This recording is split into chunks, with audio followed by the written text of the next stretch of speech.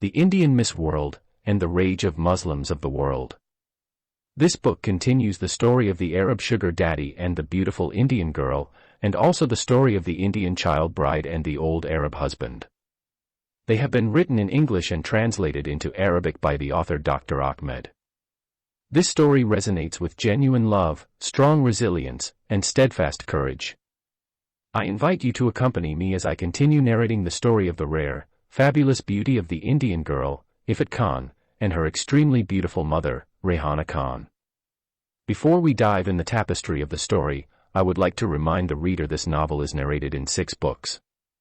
1. The Arab Sugar Daddy and the Beautiful Indian Girl.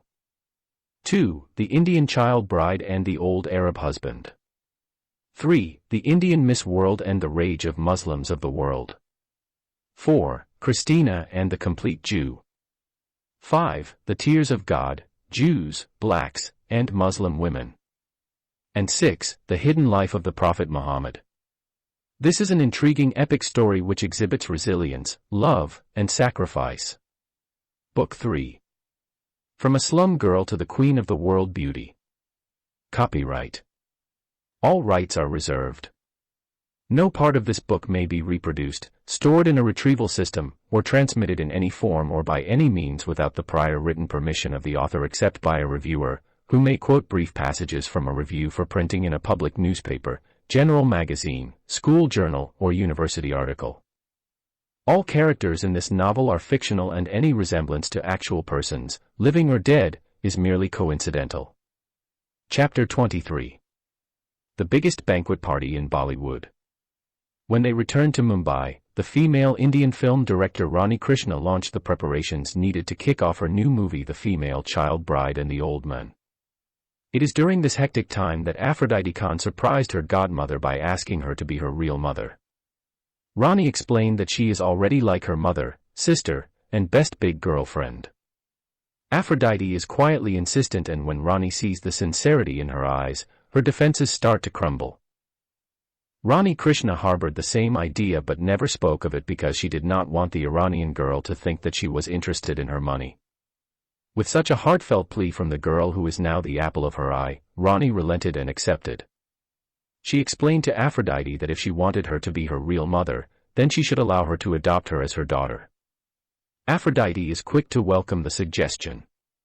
Before her loving mother, Rani explained the concept of adoption. Aphrodite had never heard of it before. Even if she knew about it, her Islamic religion forbids adoption, whatever may be the good aim of it. Aphrodite is an irreligious girl and knows nothing about what halal and haram in Islam are. Shortly after their return from abroad, Rani Krishna adopted Aphrodite Khan as her legal daughter. Then the adopted daughter decided to change her name officially from Ifat Khan to Aphrodite Khan. Rani does not like the idea of her changing her name because she is worried it might create some legal problems in the future concerning her inherited properties in Saudi Arabia. Aphrodite insisted on changing her name because her old name always reminded her of her bitter experience at the hands of her deceased Saudi husband. Aphrodite hid from Rani the real reason she wanted to change her name. She hates her real name because it always reminds her of her mother Rehana Khan. She abhorred her old name because, from an early age, she was made to believe that her biological mother had done something unbelievably bad which led the Islamic court in Jeddah to stone her to death. The old evil man had made her believe that her mother was a prostitute and had slept with 3 men in less than 20 days, and she also stole their money and ran away from them. Consequently, Aphrodite grew up with the belief that her mother used to work as a prostitute in Jeddah.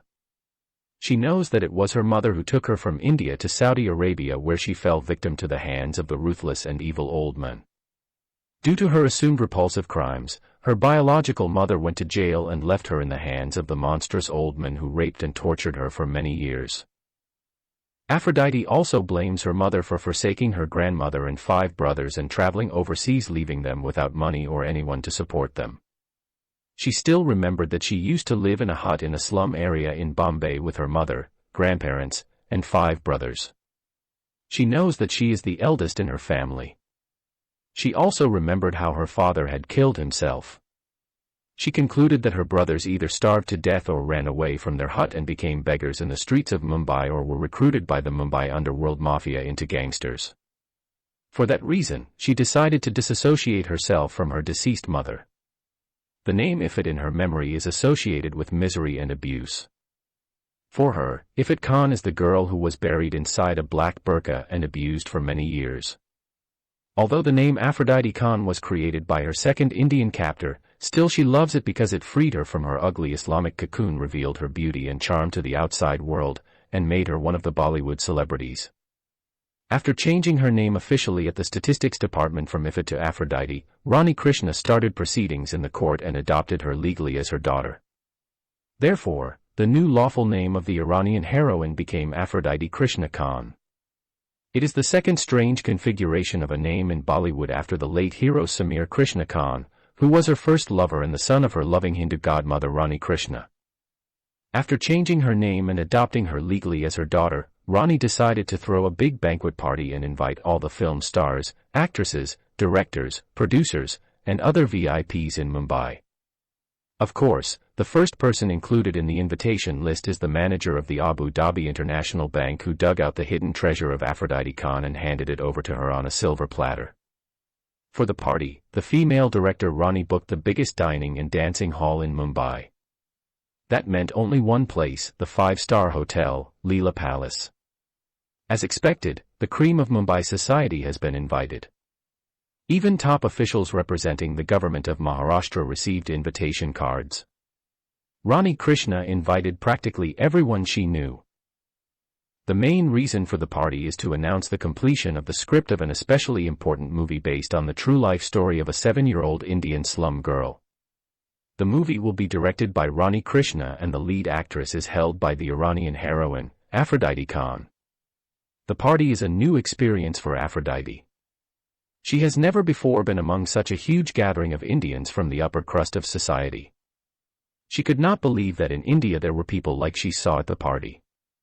They surpassed the opulence of the guests at the five-star hotels in Zurich, London, and Paris. The young women of Bollywood appeared to her in their expensive dresses and ornaments as if they were angelic creatures descended from heaven, and the men looked like sublime beings from another planet. She could not believe those beautiful people were Indians living in the filthy and polluted cosmopolitan city of Mumbai.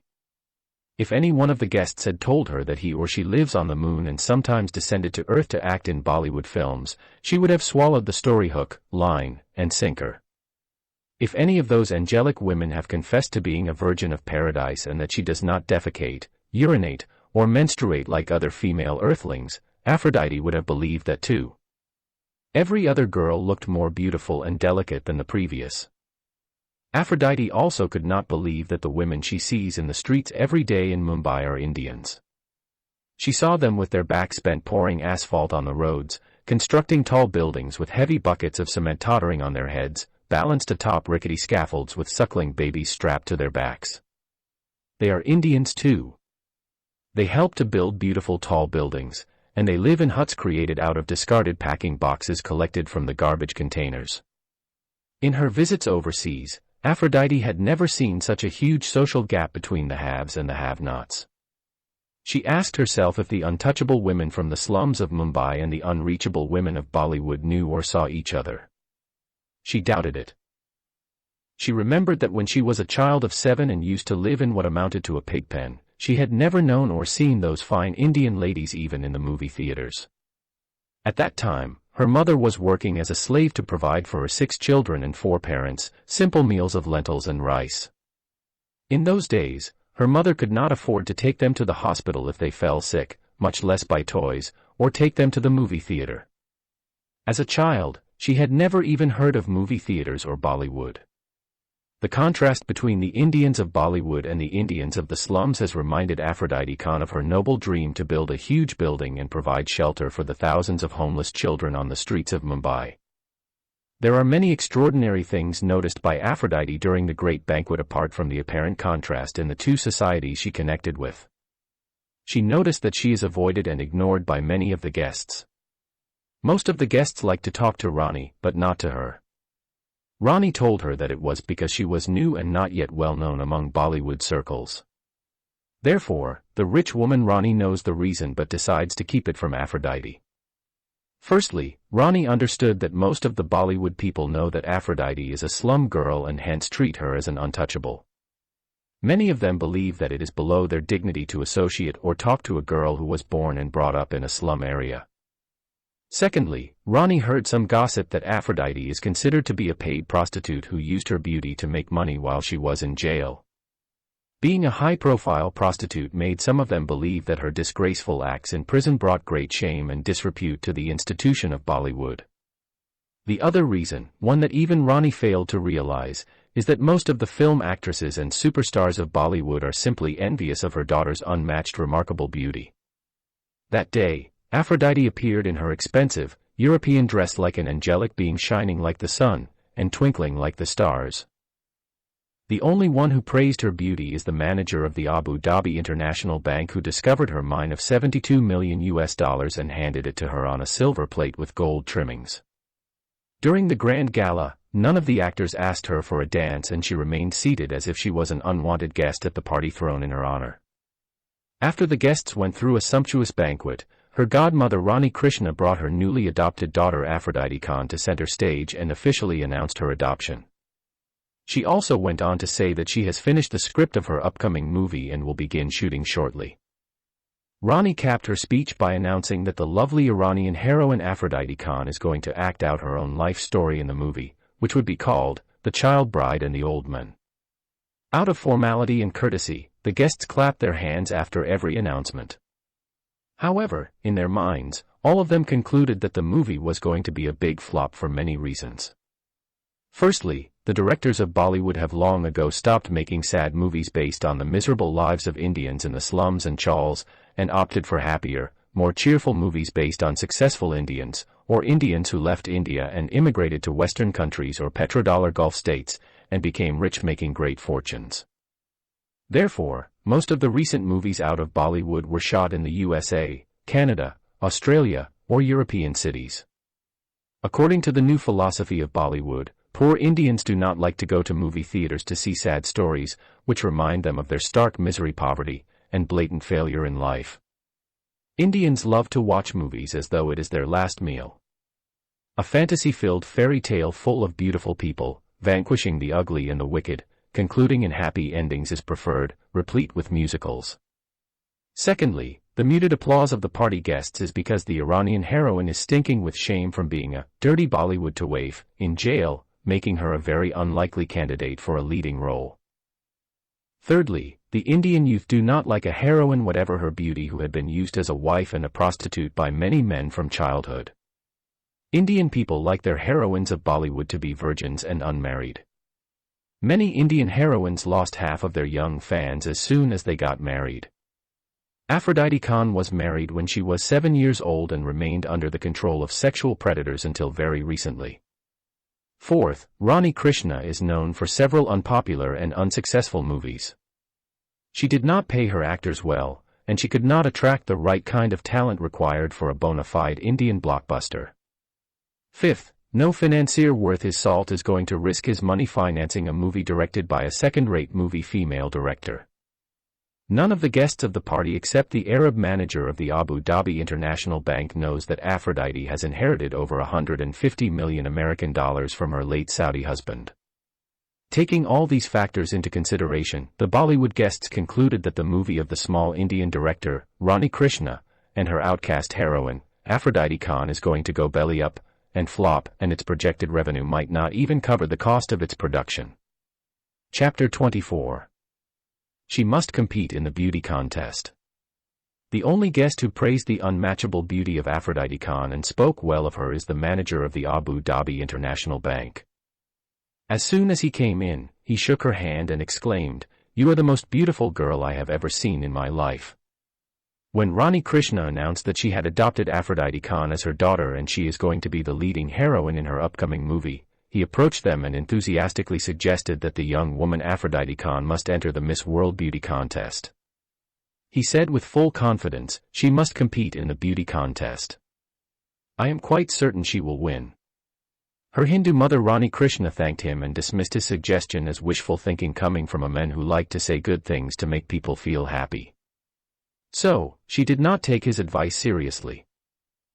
She knows that for an Indian girl to enter the Miss World contest, she has to first win the smaller regional competitions in the city.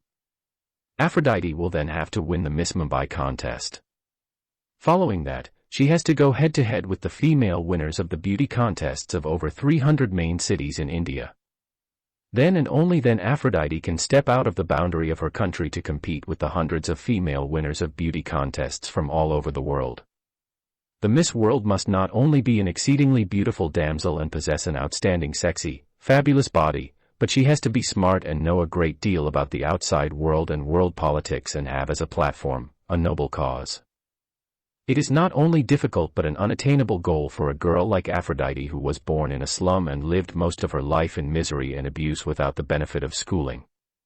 In addition to all these obstacles, Ronnie is interested in making the movie of Ifat Khan and her life, hence Aphrodite involving herself in a cutthroat beauty contest for months on end will delay its production indefinitely. Nevertheless, the idea stuck in Aphrodite's mind, and she began to seriously consider competing. From the time she heard the suggestion from the bank manager, she started to nag and harass her mother about it. Aphrodite is like a small female child when she sees a beautiful doll, will not stop crying over it until her mother buys it for her. Her Hindu mother tried to convince her that it would be impossible for her to become Miss World. She gave her hundreds of reasons that may stand in her way of achieving such a competitive title. Whatever her loving mom told her, she could not turn her daughter away from the idea or change her mind. Her mind became obsessed and fascinated with the idea the bank manager had planted in her head. Therefore, Ronnie regrets inviting the crazy Arab men to the banquet party. When Aphrodite refused to forget her ambitions, her mother tried to convince her that her movie was going to produce a nobler message to the world than being Miss World. Aphrodite became very adamant and insisted that the production of the movie should be postponed until she competed in Miss World. When nothing she said could change her mind, her mother reluctantly backed down and promised to register her in the Miss Mumbai beauty contest. But she explained to her that if she failed to win the Miss Mumbai title, then she could not be allowed to go any further in the competition and that would be the end of the chapter. Aphrodite told her mother that the bank manager said she was the most beautiful girl in the world and that she must try out for Miss World. For that reason, she tried to assure her mother that she would win Miss Mumbai, Miss India, reach her final goal, and become the Queen of Beauty all over the world. In Bollywood, people believe that winning Miss Mumbai will be more difficult than winning Miss India. Moreover, some go further and simply state that winning Miss Mumbai means automatically becoming Miss India, as if there are no beautiful girls in all other cities of India. Of course, such a belief does not always ring untrue. It is grounded in the pride and arrogance of Bollywood film stars and producers who somehow think that Mumbai is not a part of India, but a separate entity and a city of the Western world. Some Indians say if a foreigner sees Bombay, he should not say I have visited India. This belief is based on the fact that Bombay reflects Western culture rather than the rich heritage of the multicultural country. In any case, with her daughters will set in concrete, Ronnie agreed to allow her most treasured and adorable girl and future great heroine to join the contest for Miss Mumbai. The beauty contests of Mumbai are conducted much like the American Idol series. The only difference is that in the Indian beauty contest, the contenders have to pay fees to cover their expenses incurred staying at the 5-star hotels holding the pageants. Poor girls are out of the question because their social and financial conditions exempt them. Beautiful poor girls, if present, can only compete among themselves to win a middle-class husband or a foreign Indian life partner who is known as an NRI, which means a rich Indian guy who is living in a Western city or working in a rich Arab country. It is part of the Indian people's psyche not to associate beauty and poverty. In Ifat's case, divine providence has elevated her from her slum girl roots to the Aphrodite of Bollywood. She, therefore, became qualified to try her luck. Like a presidential candidate running for the U.S. presidency, the beauty contest usually begins at the caucus level. Girls from the same high school compete among themselves first. Bollywood's newest female beauties also compete together. Sometimes, girls of one club or the same locality may compete against each other. Therefore, if a girl is confident in herself, she will be allowed to compete in the final competition directly. She just needs to fill out the necessary forms and pay an exorbitant fee. The normal mode, however, for most of the female contestants is by way of the caucus method. This system absorbed the cost of the forms and hotel fees because each group made a substantial amount of money organizing the competitions. People are happy to contribute just to be able to gawk and ogle at a gathering of young, nubile, naked women on stage, under the guise of competition. Finally, the girls would have to appear before a qualified judicial committee, and here the competition would simply become ruthless. Out of hundreds of young, very pretty girls, the committee has to pick out only one extraordinary beautiful girl. The selection will not be made in one single day. Over 3 days, half of the 400 or so female contestants would be ejected. The remaining 200 would be pared down to 100 girls and so on. Every night, there will be weeping and gnashing of the teeth at the ITC Maratha Hotel. Those disqualified girls might feel as if their lives had come to an end. Therefore, the presence of parents and friends to lend emotional support is particularly important. Suicides are not an uncommon phenomenon among female losers. Eventually, the 400 female contestants would be shaved down to a mere 25 beautiful female competitors. From day one, Rani expected that her little girl would be sent home with a one-way ticket. Imagine her surprise when the slum girl made it to the 25 finalists. With the selection of the 25 female hopefuls, the committee announced a one-week break. There are many reasons for the interruption in festivities. The most important is that the media would make a lot of money during that week and the committee would get its share in every newspaper, magazine, and TV channel covering the important event. Besides that, the committee would raise huge amounts of money from SMS messages. Every girl, among the lucky 25 female contestants, would be assigned a number. Every person is required to send an SMS message and predict the outcome of the Miss Mumbai pageant. The underworld mafia of Mumbai, who is called Ganda, runs illegal gambling groups and the winner gets at least 5 crores of rupees or 50 million rupees. Each gambler has to pay 1,000 rupees. Sometimes, if the group reaches 10 million gamblers, the winner may get 5 crores. 1,000 times 10 million is equal to 10 billion Indian rupees. The Gandas give the winner 50 million rupees and keep for themselves 9 billion and 950 million Indian rupees. For an Indian girl to even be able to enter the Miss Mumbai contest is a considerable honor. With those beauty contest credentials, she can enter Bollywood or become a model and make a lot of money. What is more, a girl can get a genuinely nice bridegroom because once upon a time, she was a Miss Mumbai participant, or she could get a visa to go abroad on the same grounds. In some cases, the girl might utilize her participation in Miss Mumbai in an unscrupulous way. It happened that once an Indian girl was caught in a 5-star hotel room with a wealthy Arab man. The Arab guy had paid her 50 million rupees for spending one night with him because she competed as Miss Bombay. There was a time when the city was called Bombay. The highest paid beautiful Indian prostitute or a Nepalese sexy hooker in Colaba or Ferris Road might not get more than 15,000 rupees, which is equivalent to a little over $200 for sleeping with a rich Arab guy in his hotel room. During the one-week break, the hottest topic in the media was the slum girl among the 25 finalists. She is a record of sorts because it has never happened before nor is it likely to ever happen again. It is inconceivable that a slum girl has dared to come out of her dog hut and challenge the high castes and rich girls of Mumbai, and even defy the beautiful girls of Bollywood. Miss Mumbai is always won by a girl of the higher caste societies. A slum girl winning Miss Mumbai would be like the moment Barack Hussein Obama was announced as the first black U.S. president. Some journalists and critics said that if the slum-mire types tried their hand at the title of Miss Mumbai, they should be accorded more honor than Barack Hussein Obama, who was portrayed as a black American. According to them, he is half white through his American mother and half black due to his Kenyan father, and also half Christian and half Muslim. That rare combination probably helped Barack Hussein Obama win the presidential election in the USA. The Mumbai slum girl Ifat Khan, on the other hand, is a 100% slum dweller, born to slum parents, from the same religious background of Islam. This scything observation might be lost to our Western readers, but in Ifat's case, her Muslim parents belong to the untouchable or low caste of Muslim Arzals who are forbidden to enter a mosque or touch the Holy Quran.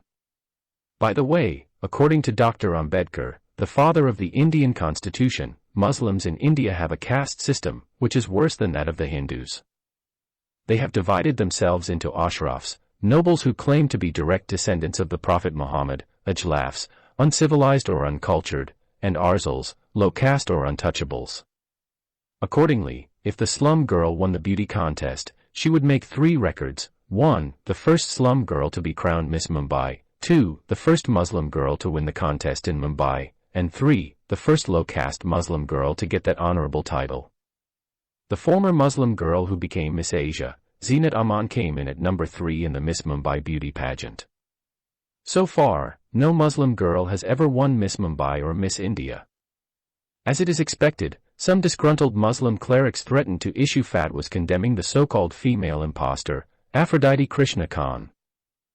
They said that she was a liar and an abomination. According to them, how can a Muslim girl have her first name Christian name, her middle name a Hindu, and her last name a Muslim? For them, no good Muslim family would ever do such an abominable thing as to give their female child the name of a Greek goddess, a Hindu god with a Muslim name. For that reason, they concluded that she is either a Christian or a Hindu. They thought that she pretended to be a Muslim girl to marry a wealthy Saudi and receive a huge dowry in marriage and inheritance. Therefore, all the religious mullahs and imams urged Muslims all over Mumbai not to stand with her or support her with their SMS votes. Officially, that should have been the end of it for Aphrodite Krishna Khan, but the Muslim boys and girls did not see it that way. They wish and want Aphrodite Khan to win the beauty contest and be the first Muslim girl crowned Miss Mumbai, and also hope and pray to their exalted Allah and gracious Prophet Muhammad to make her Miss India and the Miss Universe. For that reason, they decided collectively to support her. Chapter 25. Choosing Miss Mumbai. On the final day, only the extraordinarily rich families, top government officials, and the Bollywood film stars were able to purchase the costly tickets to attend the final contest. Those who could not afford to buy the tickets to enter through the wicket gate of paradise and view the live pageant of the lovely half-naked virgins are expected to watch the competition on their televisions. 2 former Miss Universe and 2 Miss World have been added to be judging panel. This addition has raised public concern because all 4 girls are Hindu women.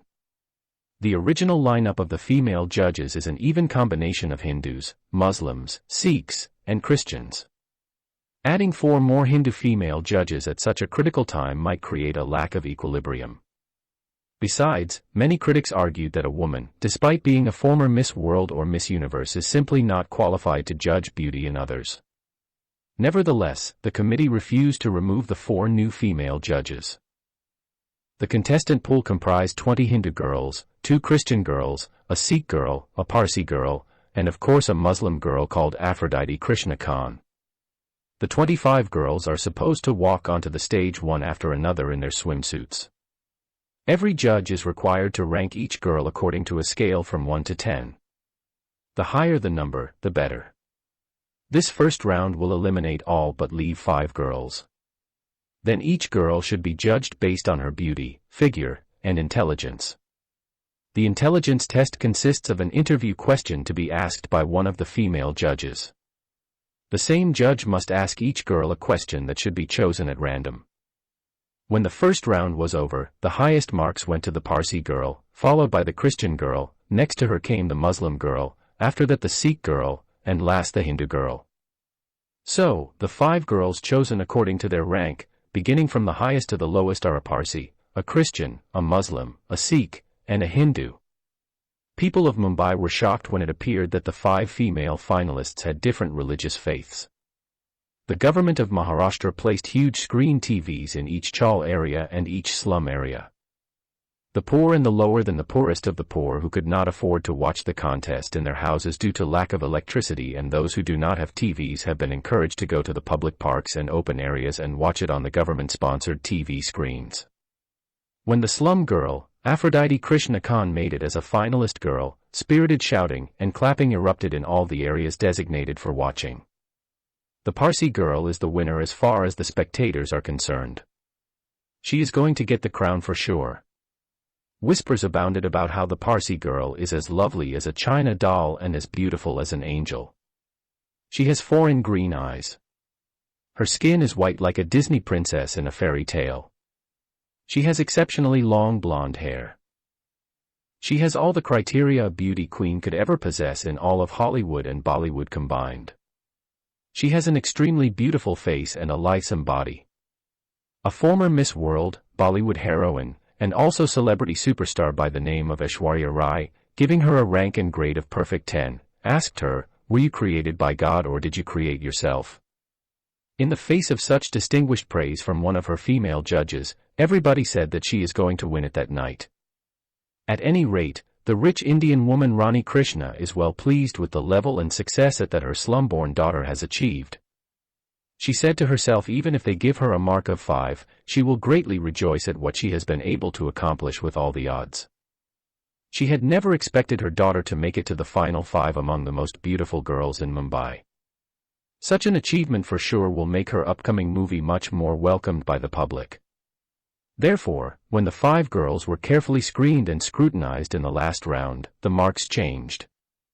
The lovely Parsi girl still held the highest marks in terms of her face and figure.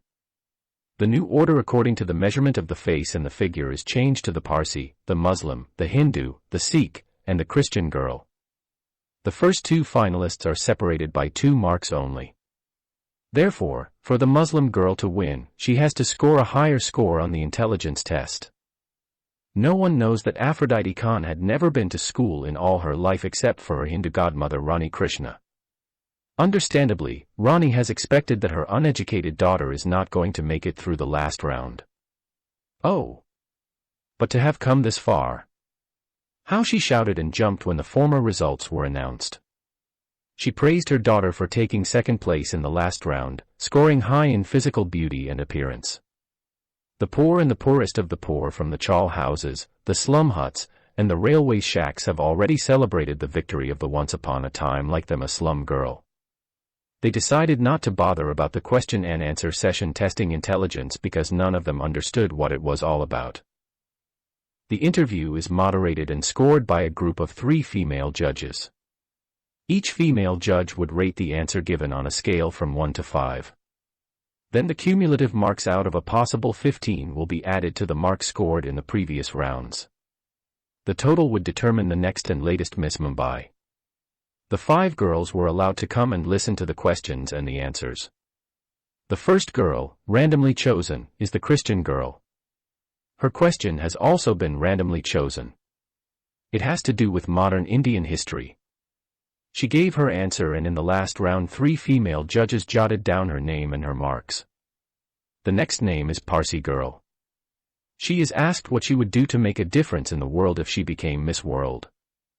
She said that she would strive hard to stop people from killing each other and ask all the governments of other countries to eliminate all the terrorist groups of the world. The 3 final round female judges entered their marks. The third girl is the Sikh girl. She has been asked a question about world geography. She gave her answer too. The fourth girl happened to be the Hindu damsel.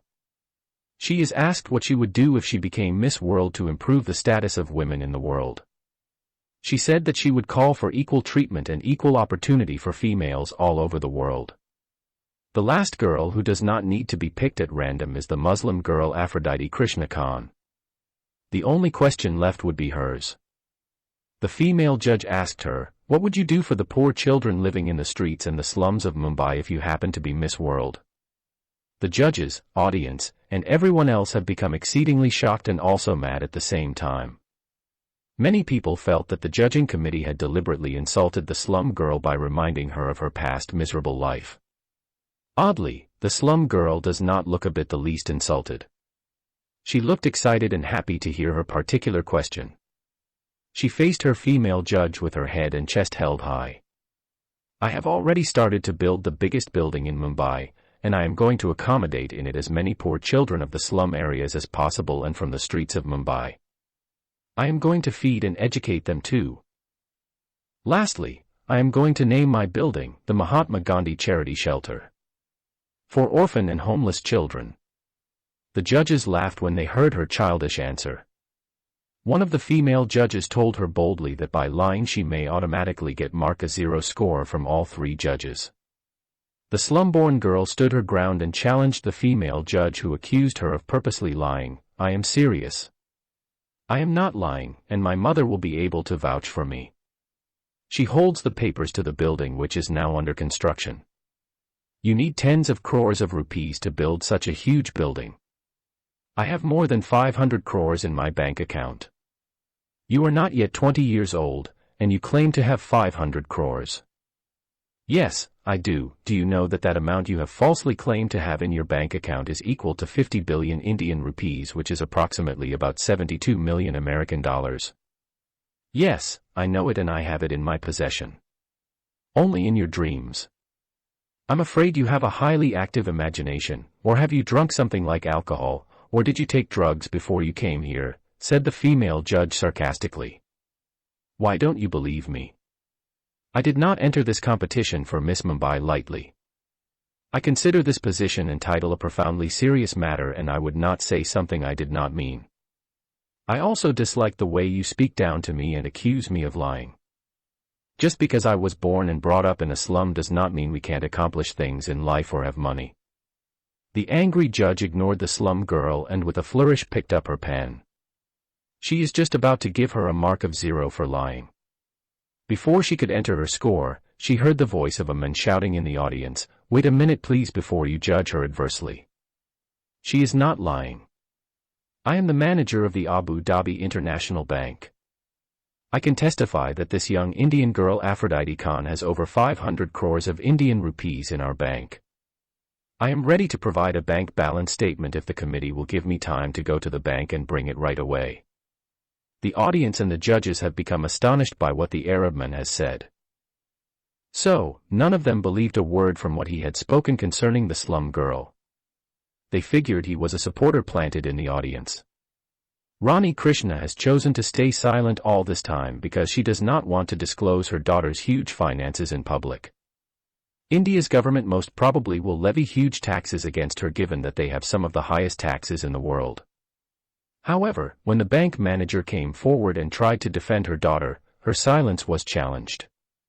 Therefore, she stood up and shouted, "Yes, my daughter Aphrodite Krishna Khan has over 500 crores of rupees in her account. She has already started the construction of a big building, which is going to house more than 50,000 homeless children and their families in Mumbai.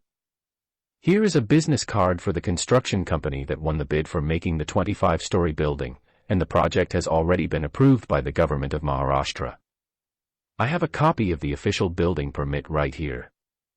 And I have a checkbook and bank book here with her name, Aphrodite Krishna Khan, and the account number if you need verification. She has over 500 crores in her account."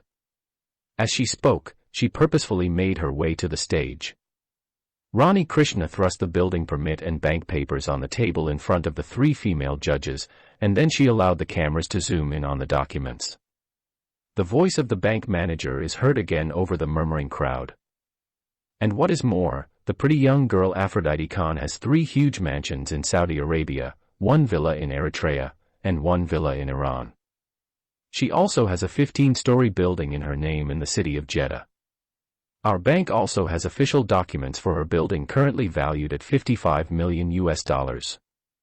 In Indian currency, her building has a market value equal to 3,850 million Indian rupees. Guys, believe me, this Aphrodite Khan is the richest young Indian girl in all of your big country. A dead silence ensued. One could hear the drop of a pin when the bank manager spoke those last words. Her Hindu mother Rani lifted the official documents and bank books up high and challenged the female judges and any doubting person among the audience to view and verify them. If anyone still believes that my daughter is lying, let him come to me and I will show him these official documents. The first one to overcome the shock of these testimonies is the judge who made fun of the former slum girl.